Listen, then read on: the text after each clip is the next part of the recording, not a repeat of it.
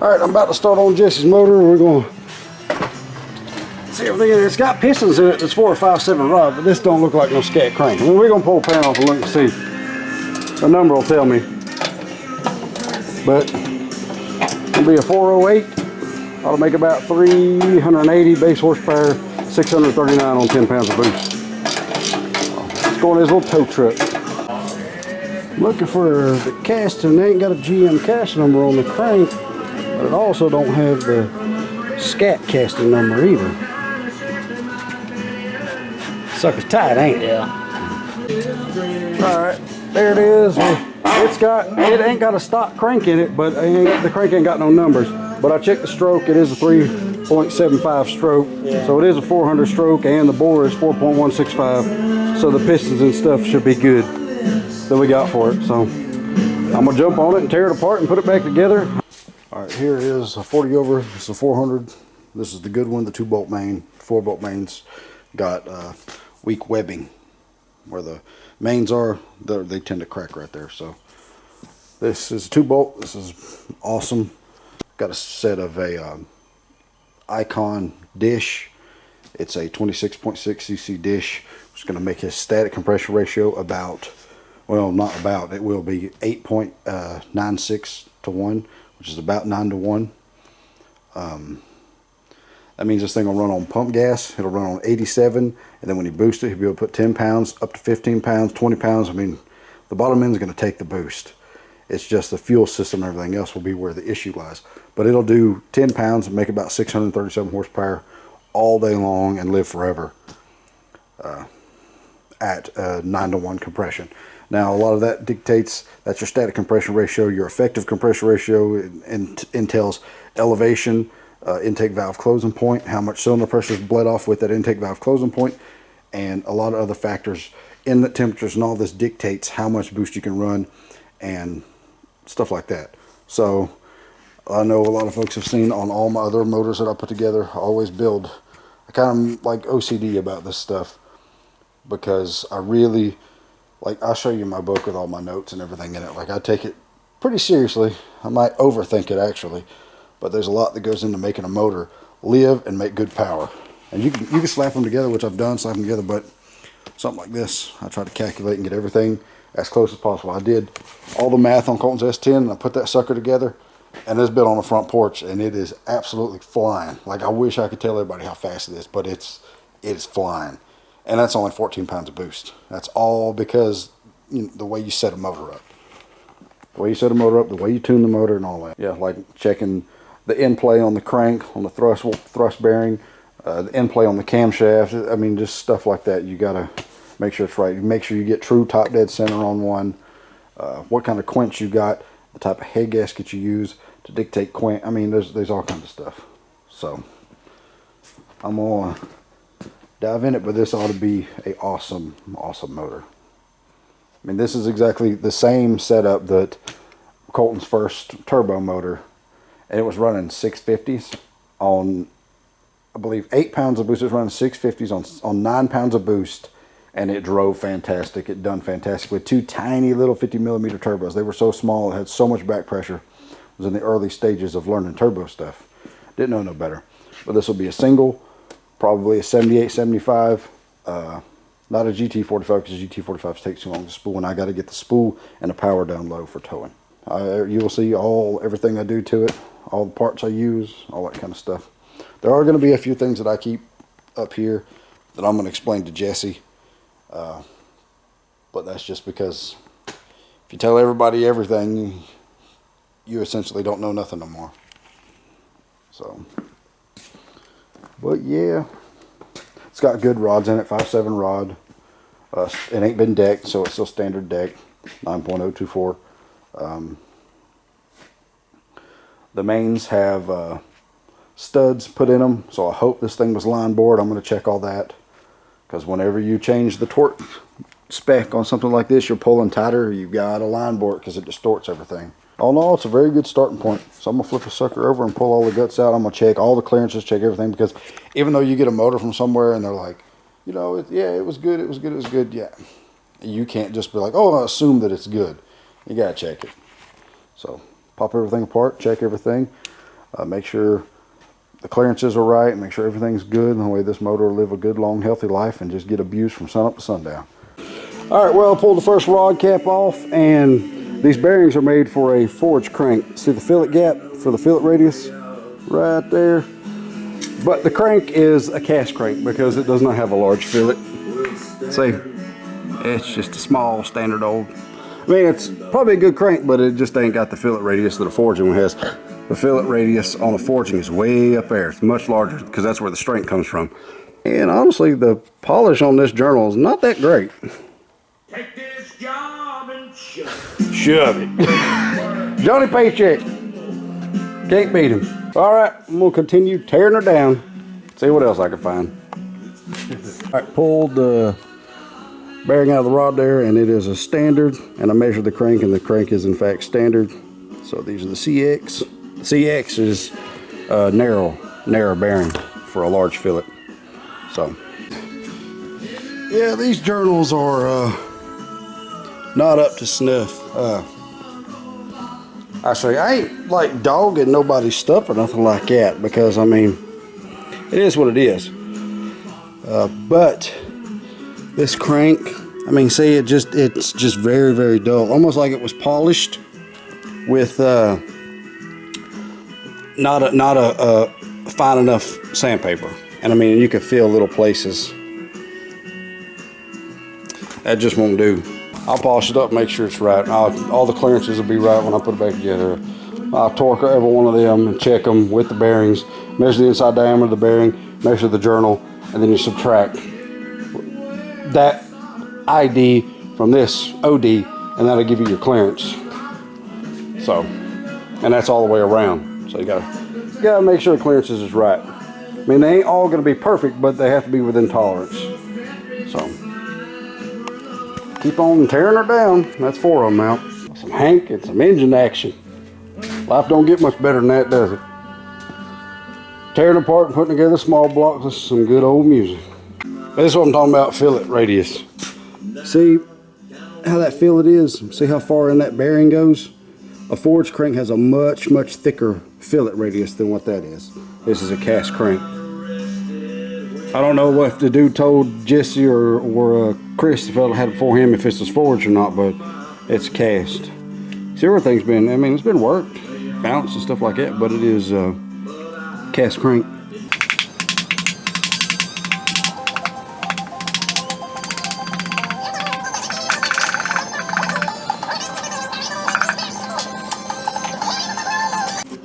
All right, got all the pistons and rods out.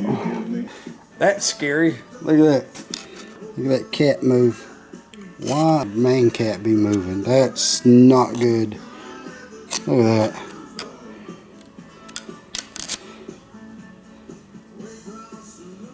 These ain't torqued right. Alright, so I'm taking the crank out. These mains are supposed to be torqued. That's why they're flexing. They're supposed to be torqued to 70, 75 foot-pound for this ARP stud. These are only to 65. Like, you go 65, they click, you go to 66 and they start moving. So they ain't, I mean, they're all torqued to 65, but that's not where they're supposed to be, which makes me question if this block's been line bored or not. I certainly don't want to put a motor together that is going to blow something up because of somebody else's screw up. That's no good. So I guess I'm gonna pop it apart. I'm gonna do it the way it's supposed to be done. I'm gonna check, see if it's line board. If it ain't line board, then you can't run them studs. All right, this block ain't been line board.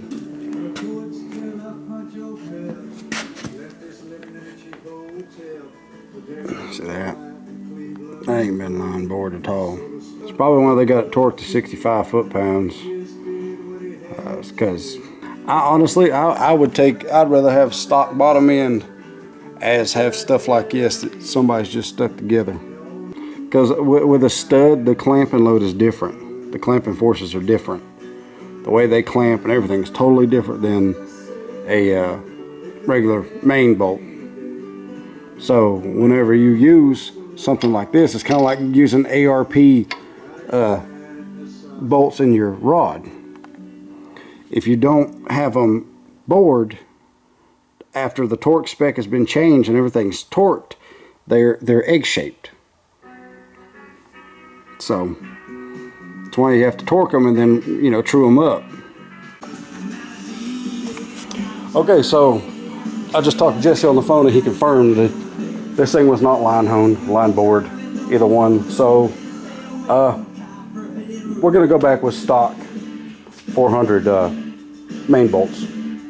I've got some in a motor that I bought. It's out in Arden, so I'll have to go get those and I can put all this stuff back together. But these, like the mains wiggling and moving like that, and the clamping force is not true. They're a good idea, but unless it's done right, I just don't want him to run into longevity issues with clearances on this motor. Because now you're clamping that down, it's distorting everything, and it's just, no thank you. We'll put the stock ones back in it and go from there. So I'm gonna go ahead and pop all these out. But actually, we've had fantastic luck with stock 400 main bolts. Like I said, about Colton's motor, we run the guts out of the thing, 7,400 RPM, no issues. All right, Colton is bringing me, I've got 406 in storage. Colton's gonna go by there and grab the main bolts out of it and bring them. I'll just put my main bolts in his block so I can get this bottom end took apart, rebuilt, and put back together and get it down in there and everything, torqued and everything right. I feel much better about doing it this way because I know for a fact it'll be good. But like you can look at the clearances and the pattern on the bearing, it was distorted. So it's just, see the coloration that's been riding? It's just no bueno, and that is very, very dull. So we'll polish everything up and make it right. I treat this motor like it's my motor because, I mean, it's pretty important that it does what it needs to do. And he wants to daily drive it, and you can't do that. It's almost like this was set up for somebody to run for a season, like race for a season, maybe just spray it or something like that, and it'd be good enough, you know, for what little bit of time they see running at the track, stuff like that. But to drive it, it's just, everything's got to be right.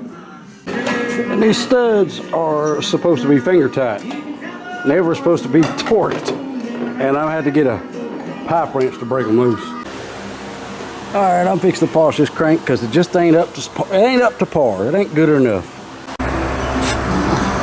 Best way I found to polish these up is use an old plug wire. Just like that. See, it grabs the paper, stays even. That's the trick. Take the old crate to a new crate. That's the trick, man. All you do is just drop your paper. Here, you probably use that for an hour. You see that sanding thing you had going on here, cuz? Yeah. Oh yeah. Ain't that cool as shit? And that just cleans all them little places out of it.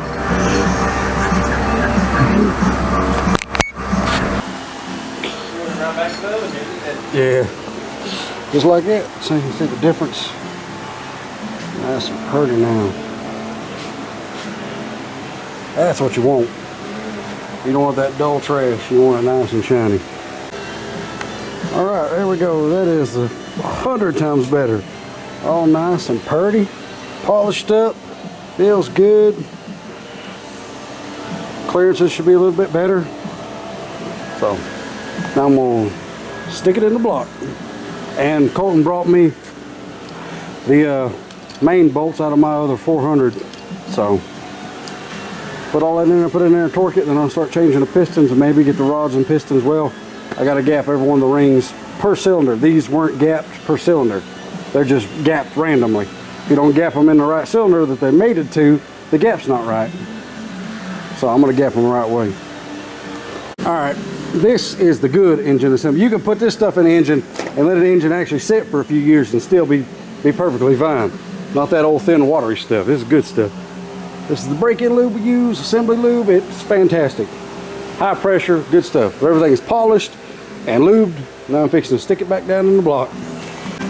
All right, I got the factory main bolts in now, torque to 70 pounds, and that sucker is way smoother now. Man, I got to seat the thrust bearing. I got my big mallet for that. Right there. I got my big mallet to seat that sucker.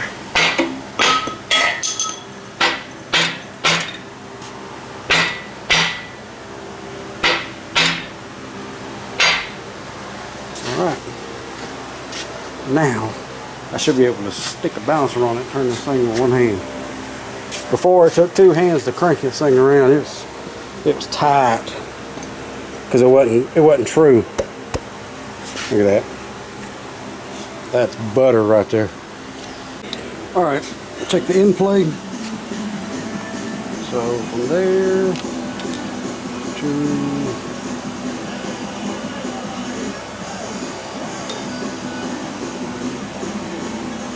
that's a lot.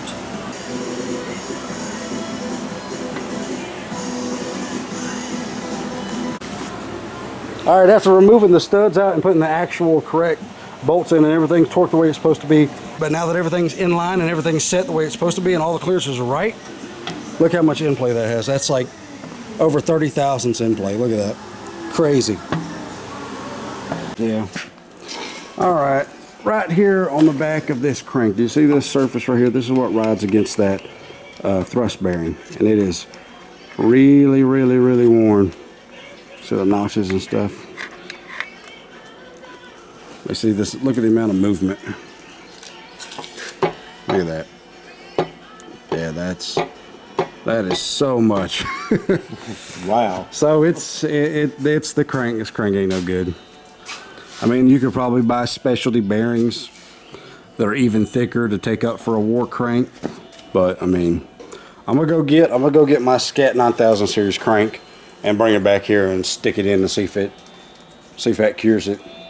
And if that's the case, then Jesse can just buy a crank. They're not that expensive. I mean, they're kind of expensive, but not that bad expensive. All right, so it's about an hour and a half later. I went out Leicester and got my Scat 9000 series. See, that is Scat. And there you go. And on the front up here is the number like they're supposed to have on them. See, this is an external balance, standard weight, 400 crank. It's good to about 800-900 horse. That's a fantastic crank. Turn this sucker 7,500 RPM all the time, and they're awesome. Love those cranks. This, however, is garbage. So I'm going to pull it out and drop that one in and check, because this right here is just cut. There's too much going off of that to run this. So it is what it is. I mean, what do you do? So I'm going to put my crank in, and Jesse can just replace my crank, because they ain't but like 250 bucks. And here is the no-name crank. See the gap? Look at that.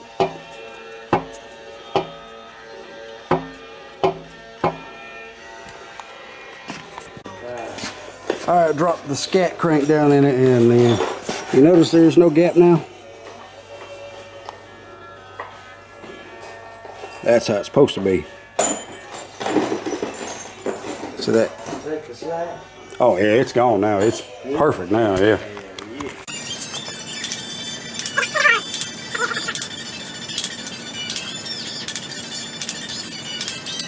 All right, I got the Scat down in there now. This is good crank. This is much better than the stuff that was in it. This is externally balanced. We've run this exact crank, like I said, up to 7,500 RPM with no problems, with H-beam rods and forged pistons. So I know it'll do it fine. And this one's good, straight out of my stash that I was saving for my motor. So I'll just have Jesse replace it, and I'll go ahead and put this together. Everything's torqued, everything's good. The end play's good, all good now. Now we can put it together. And this can go in the dumpster somewhere. All right, stuck keyways in it and stuck a balancer on it. Now I wish that they had the feel-o-vision. You can feel how smooth that sucker is. She is smooth. Nice. All right, here are the pistons I'm putting in the motor, 40 over. These are a 26.6 cc dish, forged Icon. Part number. The rings, I pulled the rings out. The rings are in order, but I'm checking the the gap on them. It's supposed to be 28, so we'll run that down till it's true and check it.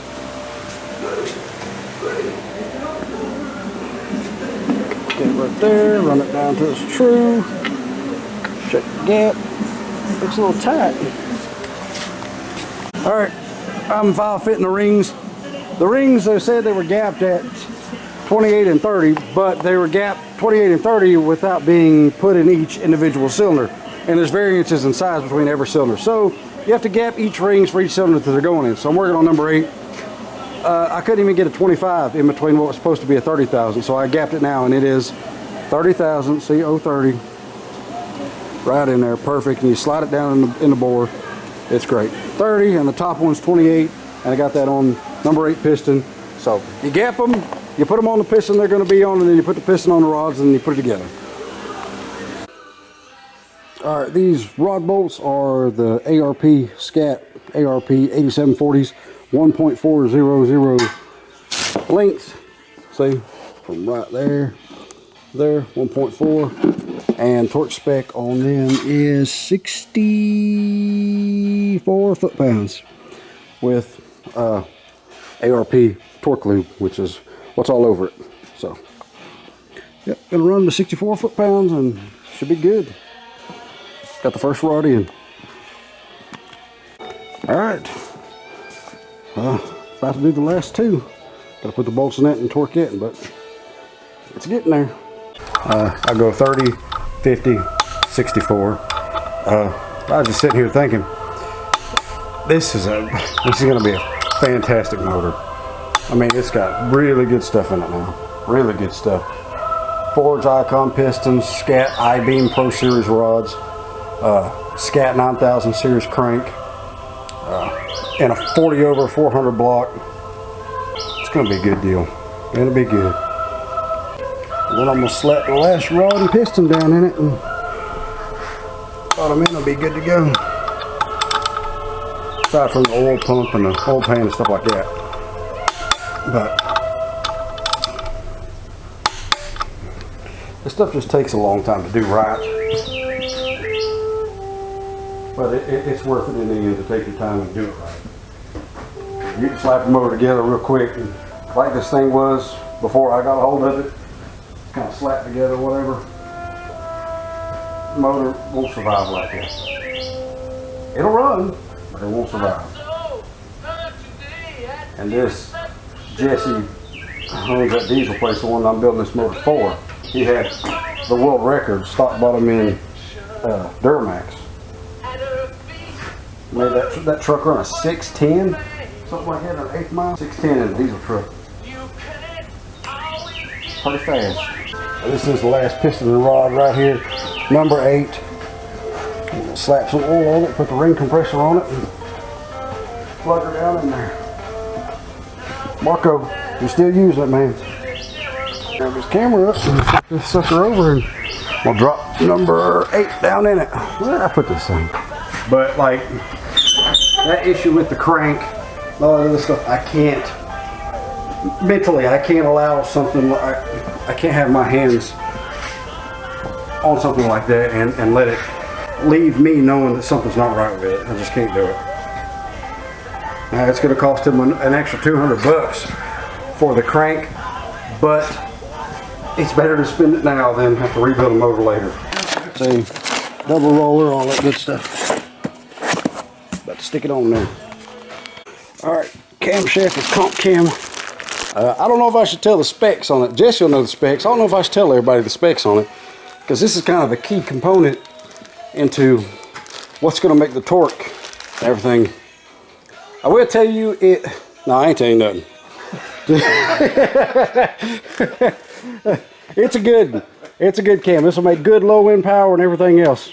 But Jesse will have the specs and all that stuff in the paperwork I give him. But it's going to get. I'll tell you how big it is. About that big. From that point to that point, about that big. It's a nice size, nice. It pops up and makes things happen. Pretty good little bump stick. But it's actually really tame. It ain't nothing crazy. It'll sound good. It'll have that boom, boom, boom, but it won't be nothing that the valve springs and all that stuff can't handle. But it is hydraulic roller. It's comp cam, blah, blah, blah, HR. Oh. Alright, this is Jesse's motor. I'll tell you what the cam is. It's a 08422-8 hydraulic roller. Comp cam. It's a 495, 502, 270, 270 advertised duration, which is actually 218, 224. Power band 16 to 5500, but I'm going to make it go to at least 6000. With a few tricks and stuff that I do, the grind number is XR270HR-10. And this is a super very common cam. Lots of folks run this cam. It's a good sounding cam. It's a dependable cam. But it's good. Base horsepower be about 375, 380. At 10 pounds of boost, it'll make 637. So, it'll be good. But the biggest thing in this combination is the dynamic compression ratio with no boost, 7.06. With something like that, you can make it live on pump gas absolutely forever. It'd run on 87 as long as you're not boosting it. But it can run up to 10 pounds of boost, see, 11.86 to 1 effective compression ratio at this elevation. And it can run 92 or 93 fuel in that, and it take it all day long. It can even go up to 11 psi if you wanted to, but 10 will be nice and safe and friendly and good. Here's all the head information, everything else. I'm gonna give him all this, but this is basically all the information, the pistons, all that good stuff. So there you go. Anybody out there in the world that decides to copy this, have fun with it. But I usually won't give away everything, but I mean, this is just a daily driver motor. We ain't trying to race you with this. If we was gonna be racing with this motor, you wouldn't know nothing. You'd think it was a 15 to 1 290 cubic inch space motor. But there you go, pretty good. So I'm gonna put the cam and stuff in and degree everything and make sure everything's where it needs to be.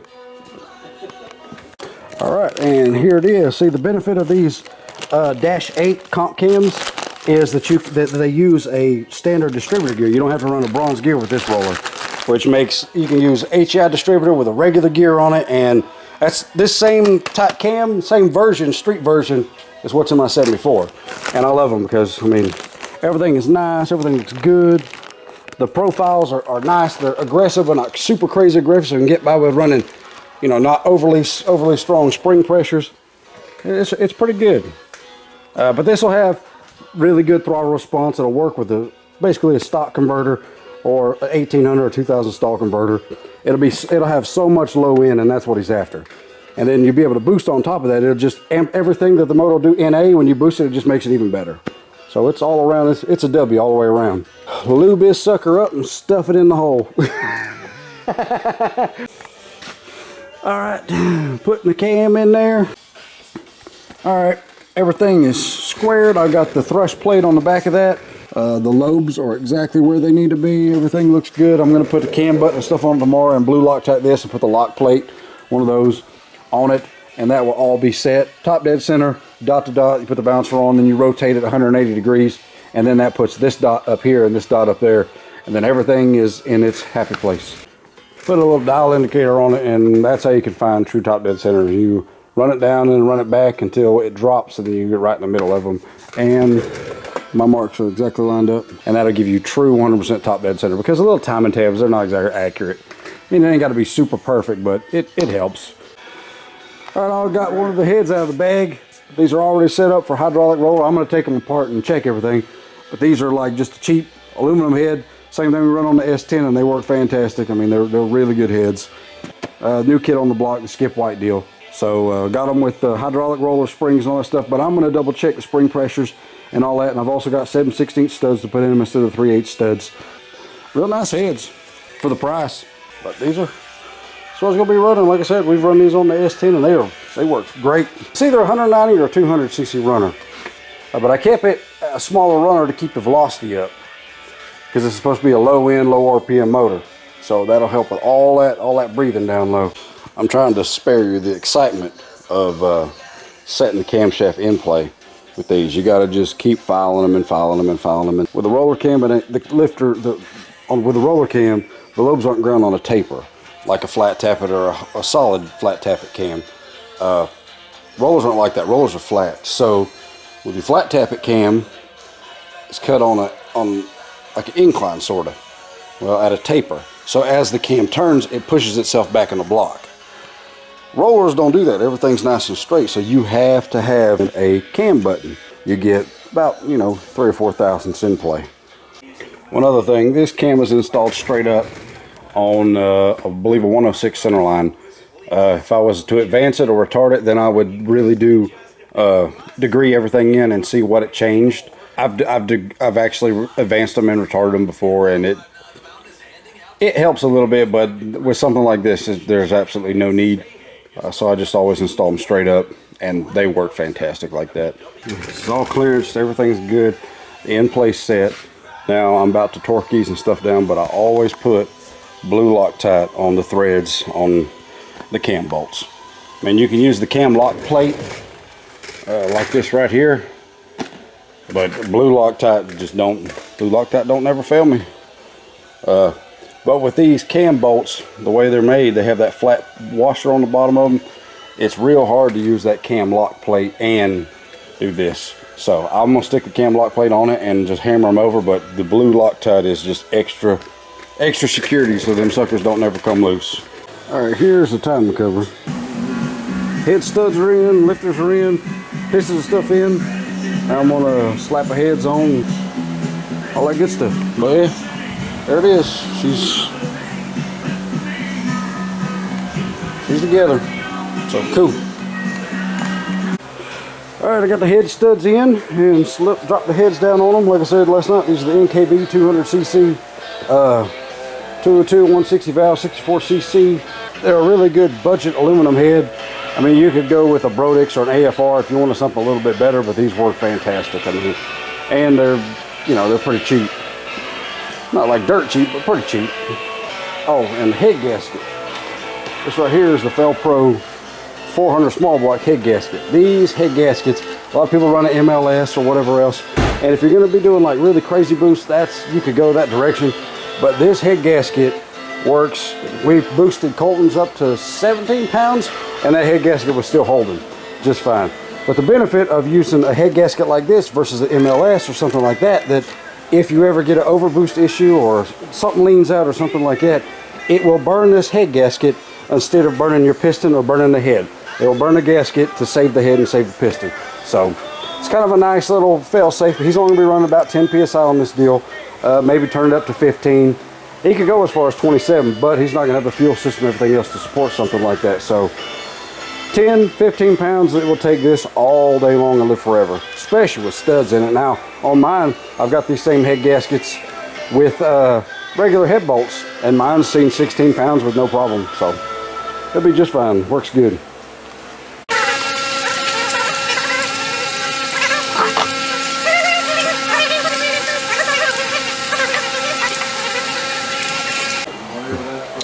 All right, heads are on, studs are in, everything's torqued. These suckers torqued to 80 foot-pounds. So, do them in increments of 3. I go 30, 60, 80. All right, I'm gonna call it right there. We're gonna order push rods and oil pump and a few other things, and I will finish it up. All right, well, go. I'm fixing to finish up Jesse's motor. Got the intake. Got the rest of the parts, push rods, special length push rods that I ordered for it. And these are these guide plates are the Pro Comp. Well, the Pro Comp was bought out by Speedmaster, and Speedmaster, whenever you order parts from Speedmaster anymore, a lot of times they still say Pro Comp. But I really like these. They're actually really cheap, and that's why I got them. They're really good guide plates. I mean, I have had to cut them before and adjust them and weld them back together. But see, like most of the time when they come, the clearance is just about perfect. And there's usually, you have to check every one of them. But they're really cheap. I think they're like 25 bucks, 24 bucks. But they're a lot better than the straight ones. And, you know, when it comes to stuff like that, whether they say Pro Comp or Speedmaster or Comp Cam, it don't really make a difference because they're still just guide plates. They do the same thing. So I got them in there. All that's good. These are all torqued to 45 foot-pounds with sealant underneath them. They're 7/16 studs. So it'll be able to, if he ever wants to change cam and go more high RPM stuff, which this combination, it was only supposed to go to 5,400, 5,600. The way I'm setting it up, it'll turn 6 grand pretty easy and live there if he needs it to. But to get anything to go, if he ever wants to go bigger cam and go higher on RPM, he's got the valve train to do it.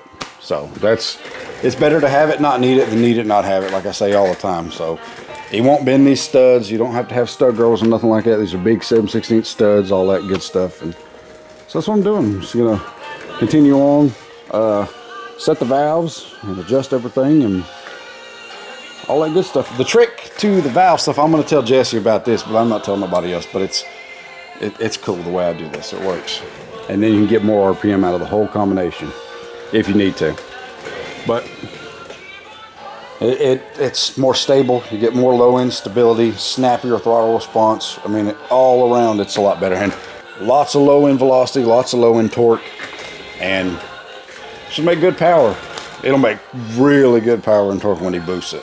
When he lay the boost, whether it be turbocharged or pro-charged, this sucker is going to be fun. So, all right, get back to doing what I was doing. A little just talking there. All right, I built my own custom zero tab. See that? That is 0. This is 34.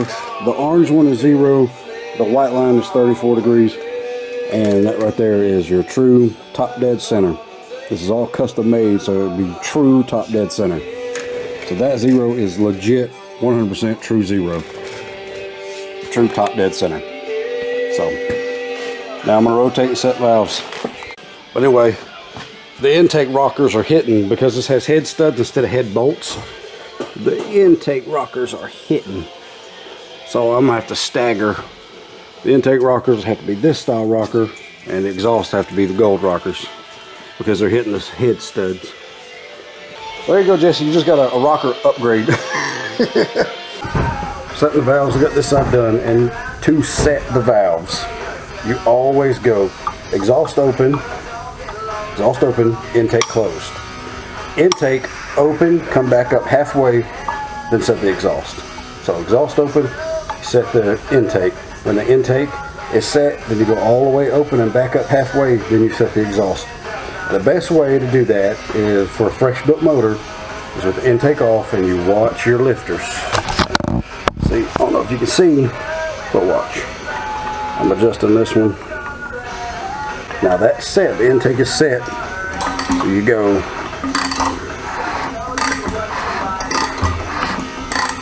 Comes the intake. All the way open. And back down halfway. Then you set the exhaust.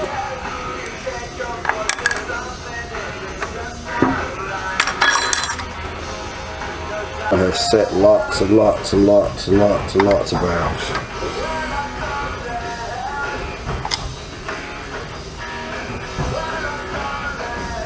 Alright, that cylinder's set. And the thing too, I'll probably get the other camera to film this, but these, even on your standard small block, like because these runners are so big, that the push rods are kind of like this a little bit. It's perfectly fine. That's how like 99% of all heads, unless you buy the ones that are adjustable with like staggered rockers, they're just going to be out of alignment a little bit, but it doesn't hurt anything. That's the way they're supposed to be. You can't notice that with stock rockers. Stock rockers are the same way, but you can't see it because they're stamped and everything's all curved over. You can't really notice it. But with roller rockers, because you have a point to look at a line and a line to line up everything, you notice it more. But it's really not that bad off. Like, see, off just a little bit. See, that's off just a little bit, but every motor I've ever put together is like that for a small block. So it will not hurt a thing. Their manufacturing process and quality control is so consistent. I had no issue. Alright, got the oil pump, oil pan, everything buttoned up, everything cleaned up, everything painted. So now I'm going to do the top end.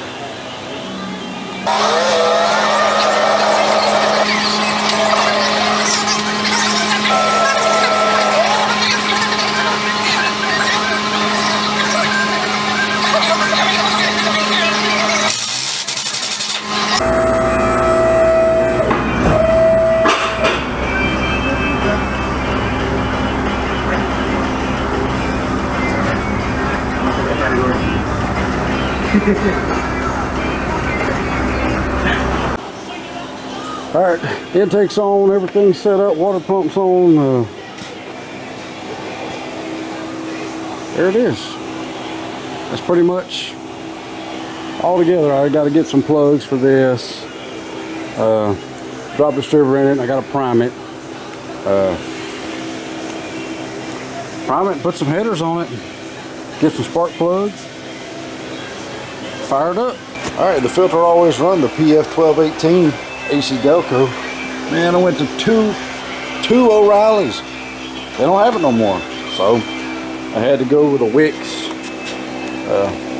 51060. But I mean, these are fine. I just like my AC Delco, man. Hate change. I hate when things have to be different. But I'm gonna slap that on there, hook up my oil feed line for the oil pressure, and prime this sucker. That sucks though.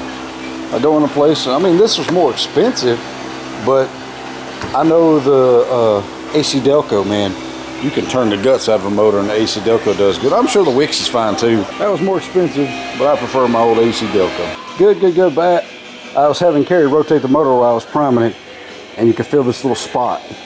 Rotating smooth, and little spot. Smooth, little spot. So I'm suspecting that I might need to massage the pan a little bit. It's probably what it's doing. It's coming around and touching on the pan. Drain the oil back out, and I'm gonna pull the pan and check it. This is just the way it is sometimes. With these stroker deals, you use different rods and different pistons and everything else, and sometimes there's clearance issues. Because these are supposed to have a 5.565. You got a 5.7 or a 6-inch rod in them, especially a heavy duty like H-beam or I-beam or something like that. Sometimes you run into issues with clearance. Could just be touching the gasket. So, but you can feel it, like it comes running. It'll push through with no problem. You can actually rotate it and it'll go right past it. But just a slight little tight spot. So I'm gonna check it and see. I mean, it's kind of a pain to pull the pan and everything back off, but it's better to do it now than something happens. So it needs to be right. So, all right. That's exactly what I thought. See that right there? That little spot. That's where it's touching. I'll clearance that pan a little bit. I guess I have to go buy another oil pan gasket, as that crap ain't gonna seal now. All right. Took a ball peen hammer, put a dent in it. It's all back together again and clearing now. But it's fixed. That's all that matters.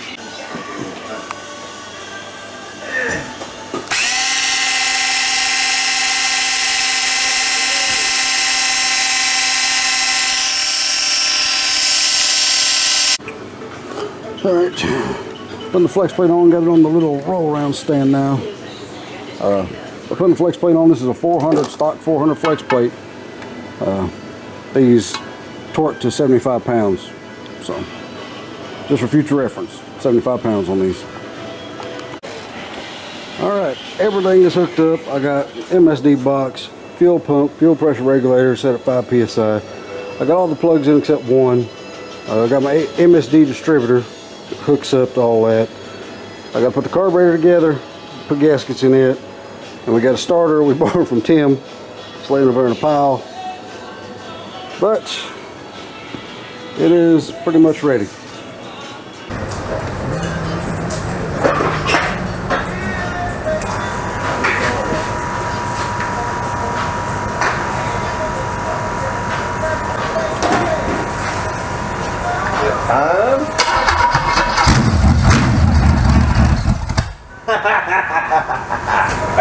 That's first rotation right there.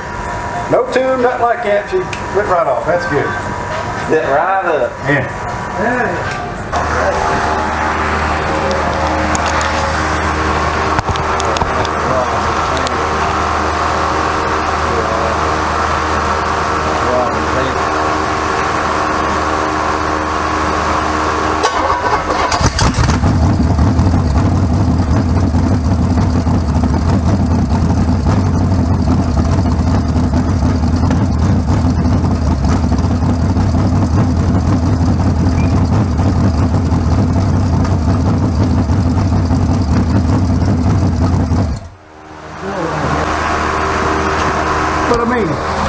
That right there, that's the entire like first initial startup, everything in its entirety. I didn't try it before I turned the camera on or nothing like that. All right, there's Jesse's motor fired up. I can't really rip on it or do anything like that, but it'll be tuned when I put it in the truck, and it ought to do good. Good solid oil pressure, everything's good. So, but I'm gonna fix a couple things. I got an oil leak here in the front, but that's why you do this, so you can find these leaks before you put it in the vehicle. All right, here is the rig, like self-contained engine running apparatus. Oh, what a mess. Like it is, that is for sure. But just fired it up, set the timing, it's a 20 initial. Water's flowing through it, all that good stuff. So I'm just gonna fire it up and let it run for a minute and tweak on it a bit.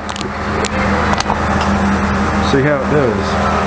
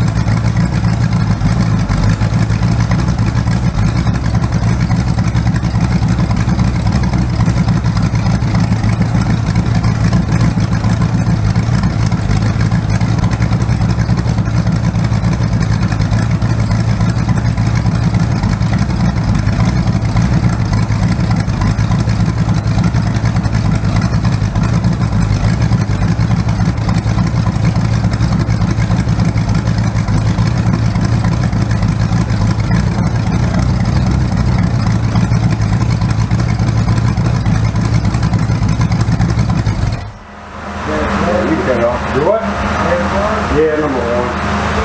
That's a set of plugs. There is something on there just for these buttons. It's kind of clear on them. There we go. Yeah, these number one cylinder's got a bad plug. I didn't buy new plugs. I just used whatever I had in my box. So number one cylinder's not firing right, but not bad. And them headers like that don't sound that great. If they had exhaust on it though, I think it sounded good. Alright, I'm going to fire it up one more time and then I'm going to let it heat soak and see how it does.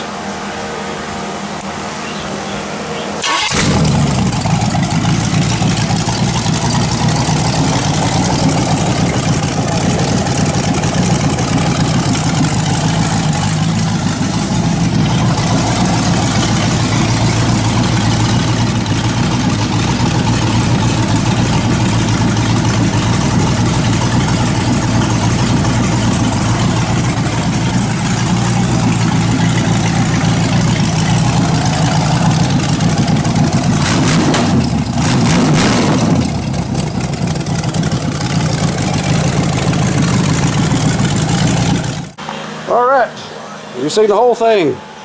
From getting a short block, tearing it apart, fixing all the stuff that the previous guy screwed up, put it all back together right, and fired up. It idles with about 45 pounds of oil pressure. That's pretty good. Once we put it in this truck and the exhaust and everything's hooked up and I put like the actual tune in it, it'll be good. That right there, that's just firing up and idling it, and a little homemade ghetto run stand, man, that's cool. Yeah, Kerry had this radiator, and these are Tim's bungee cords. I was like, let me borrow that for a minute. He was like, go right ahead.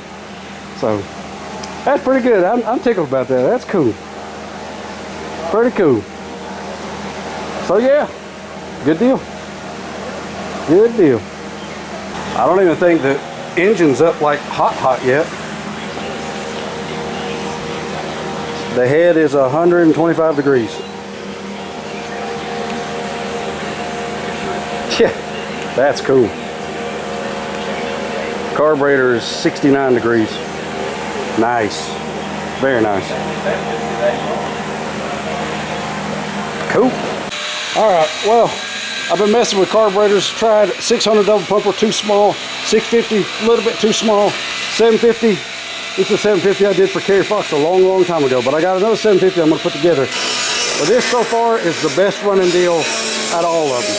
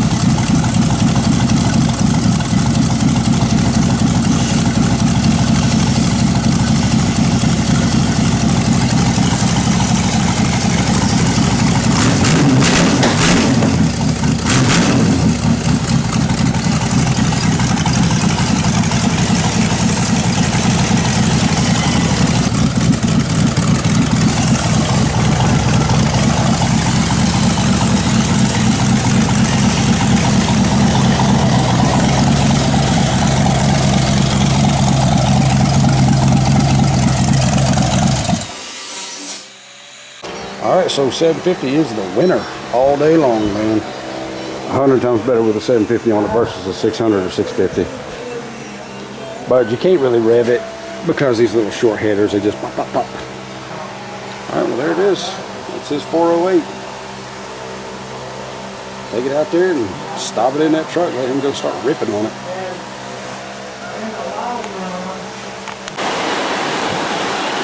It's kind of raining a little bit outside.